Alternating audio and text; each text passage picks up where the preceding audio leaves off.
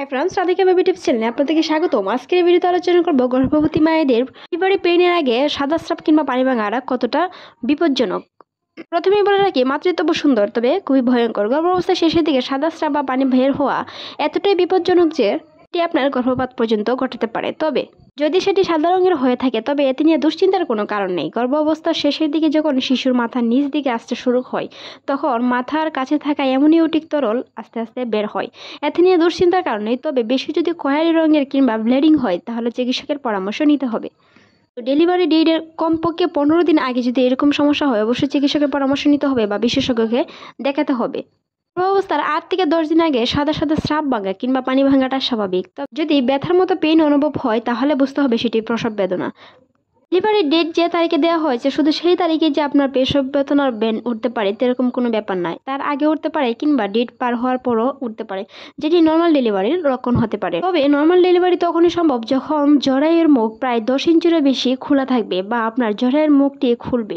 একটি normal baby জন্ম নেওয়ার জন্য অ্যামনিওটিক তরল খুবই গুরুত্বপূর্ণ। অনেক শিশুদের ক্ষেত্রে অ্যামনিওটিক তরল শিশু জন্মের আগে বের হওয়া যায়, আবার কারো কারো ক্ষেত্রে শিশু জন্মের সাথে সাথে বের হয় বা কারো বের হয় না। অ্যামনিওটিক তরলের মধ্যে একটি শিশু ভাসমান হয়ে থাকে। সাদা স্রাব কিংবা রক্তকয়ারি রঙের ব্লিডিং হওয়ার সাথে সাথে যদি পেন ব্যথা থাকে তবে চিকিৎসকের পরামর্শ নিতে হবে।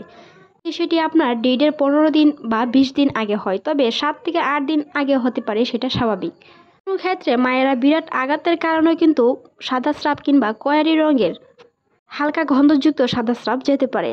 তবে সেটা কোনো গর্ভ বা ডেলিভারির কোনো ব্যথা নয় যা আপনার বিপদের লক্ষণ। তবে এরকমটা যদি হয়ে থাকে, বেশি বেদনা কিংবা প্রসব বেদনার মতন ব্যথা হয়ে থাকে তাহলে চিকিৎসকের পরামর্শ নিতে হবে। গর্ভধারণের পর থেকে মায়েরা ভারী কাজ এড়িয়ে চলতে হবে। ভারী কাজ বা ভারী কোনো কিছু বহন করার ক্ষেত্রে কিন্তু সাদা স্রাব কিংবা পানির মতন তরল বের হতে পারে। সেটি খুবই পাতলা এবং গন্ধযুক্ত হতে পারে। যদি হালকা হালকা তরল কিংবা আঠালো জননের সাদা স্রাব যাওয়াটা স্বাভাবিক। তবে যদি তার সাথে ব্যথা অনুভব হয়, তা ব্যথাটা তীব্র হয়ে থাকে, তাহলে বুঝতে হবে সেটি বিপদের লক্ষণ হতে পারে। সেই সাথে চিকিৎসকের পরামর্শ নিতে হবে। ভিডিওটি এই পর্যন্তই। ভালো লাগলে সাবস্ক্রাইব করবেন। এতক্ষণ দেখার জন্য ধন্যবাদ।